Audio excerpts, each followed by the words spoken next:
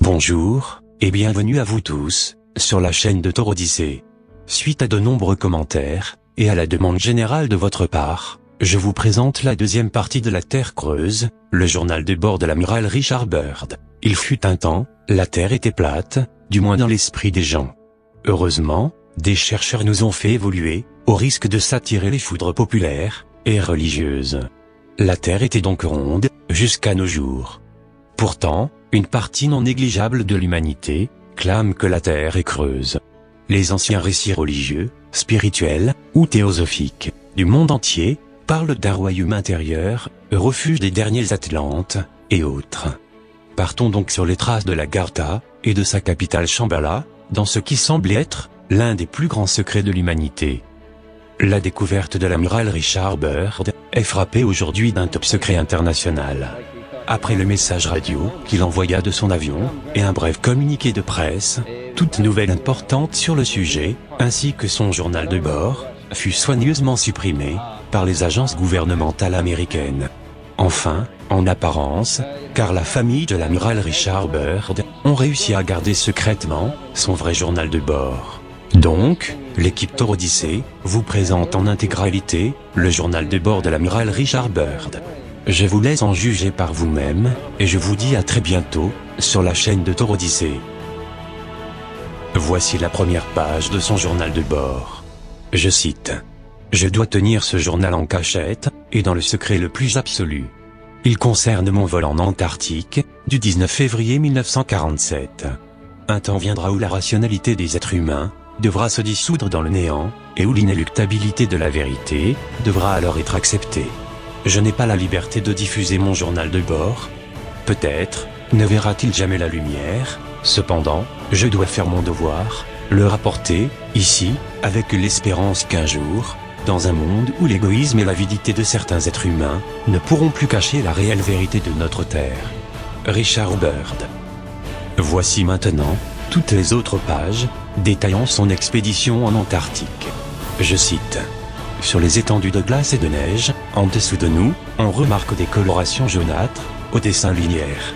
La vitesse de croisière est ralentie en vue d'un meilleur examen de ces configurations colorées.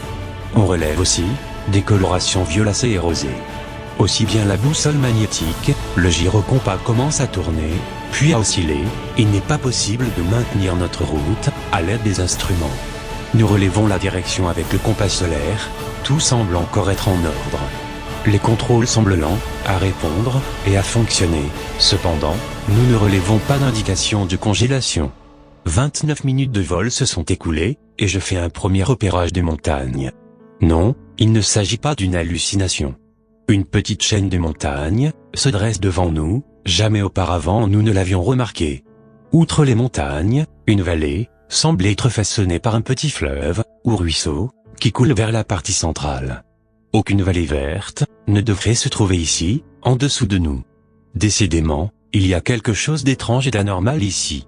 Nous ne devrions survoler que de la neige et de la glace. Sur la gauche, les pentes des montagnes sont parsemées de grandes forêts verdoyantes. Nos instruments de navigation oscillent dans tous les sens, comme fous. Je limite l'altitude à 1400 pieds, puis j'exécute un virage en rase-motte, à 180 degrés sur la droite, afin de mieux examiner la vallée située en dessous. Mousse et herbes très fines lui confèrent une coloration verte. Ici, la lumière semble différente. Je ne parviens plus à voir le soleil. Je vire à nouveau, cette fois sur la gauche, afin de faire un second tour. Nous apercevons un animal énorme qui ressemble à un éléphant. Non, c'est un mammouth. Cela est incroyable. Pourtant, il en est bien ainsi. Nous descendons à 1000 pieds d'altitude. J'utilise les jumelles pour mieux observer l'animal. Je le confirme, il s'agit bien d'un animal semblable à un mammouth. Nous rencontrons d'autres collines verdoyantes.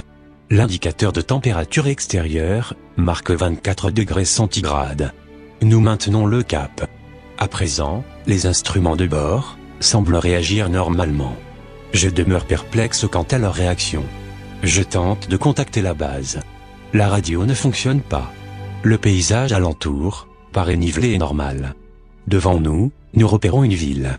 Cela est impossible. L'avion semble léger et très flottant. Les contrôles refusent de répondre. Et d'un coup, à notre droite et notre gauche, des appareils d'un type étrange et inconnu nous escortent. Ils s'approchent, quelque chose rayonne de ces appareils.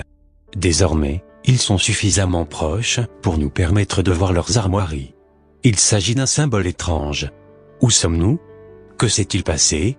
Une fois encore, je tire les manettes avec décision. Les commandes ne répondent pas. Nous sommes solidement maintenus par une sorte d'étau d'acier invisible. Notre radio grésille, une voix nous parvient, qui s'exprime en anglais avec un accent plutôt nordique ou allemand. Le message est le suivant. Bienvenue sur notre territoire, amiral. Nous vous ferons atterrir exactement d'ici à 7 minutes. Relaxez-vous, amiral, vous êtes en bonne main. À ce moment-là, je réalise que les moteurs de notre avion sont éteints. L'appareil est sous un étrange contrôle. Maintenant, il vient de lui-même. Nous recevons un autre message radio. Nous sommes sur le point d'amorcer la procédure d'atterrissage. Rapidement, l'avion vibre légèrement. Il commence à descendre, comme soutenu par un ascenseur énorme et invisible. À pied, quelques hommes s'approchent de l'appareil. Ils sont grands. Leurs cheveux sont blonds. Au loin, une grande ville scintille. Elle vibre des couleurs de l'arc-en-ciel. Je ne sais pas ce qui va se passer désormais. Toutefois, je ne remarque aucune arme de ceux qui s'approchent de nous. J'entends une voix qui, m'appelant par mon nom, m'ordonne d'ouvrir la porte. J'exécute. Une fois sortis de l'appareil, mon mécanicien et moi-même, nous sommes accueillis de manière très cordiale. Puis, nous embarquons à bord d'un petit appareil de transport, semblable à une plateforme, mais sans les roues. Il nous conduisit à grande vitesse, vers une ville énormément scintillante, presque éblouissante. À mesure de notre approche, la ville qui apparaissait, était faite d'une sorte de cristal. En peu de temps, nous arrivons vers un très grand édifice, d'un genre encore jamais vu. Cela ressemblait à une énorme ville, très aveuglante à l'œil humain, enfermée dans une énorme géode d'améthyste. Une fois le petit appareil posé, nous rentrons dans une grande salle, où une boisson chaude à la saveur inconnue, nous fut offerte. Elle était délicieuse. Environ 10 minutes après, 2 êtres, non humains, entrèrent dans la grande salle, et m'invitèrent à les suivre. Je n'avais pas d'autre choix, que celui d'obéir, tout en laissant mon mécanicien radio sur place. 5 minutes plus tard, nous arrivons vers une sorte d'ascenseur très rapide. Nous descendons, durant quelques secondes, puis l'ascenseur s'arrêta. La porte s'ouvra silencieusement vers le haut. Nous marchons le long d'un grand couloir, éclairé par une lumière rose, qui semblait émaner des murs. L'un des êtres nous fit signe de nous arrêter devant une grande porte, surmontée d'un genre d'écriteau, que je n'étais pas en mesure de lire. La grande porte disparut sans bruit, et je fus convié à m'avancer. Fin de la première partie, du journal de bord de l'amiral Richard Byrd.